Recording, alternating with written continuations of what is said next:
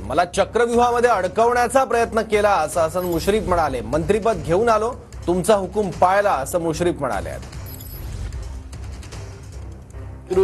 या निवडणुकीमध्ये गेली 5 वर्ष मला चक्रव्यूह करण्याचा प्रयत्न केलेला होता आणि या चक्रव्यूह भेदण्याची जबाबदारी आपण सर्वांनी पेलली.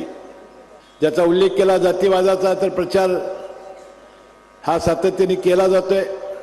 ईडी सारखं शस्त्र वापरण्यात आलं आणि या निवडणुकीमध्ये या प्रचंड प्रमाणात आपण केलेली मेहनत, आपण माझ्यावर टाकलेला विश्वास, यामुळेच या विजयी मी होऊ शकलो. मोफत ऑपरेशन, मी 3 आठवडे आज या ठिकाणी नव्हतो.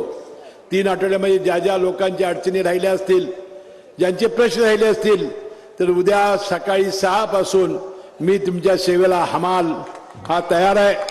त्यांच्या कामासाठी 21 दिवस मंत्रिपदासाठी गेलेला हसन मुश्रीफ आता तुमच्यासाठी वाघ म्हणून परत आलेला आहे. आणि मला कार्यकर्त्यांनी सांगितलं होतं, साहेब मंत्री घेतल्याशिवाय यायचं नाही, त्याप्रमाणे तुमचा हुकूम मी पाळलेला आहे.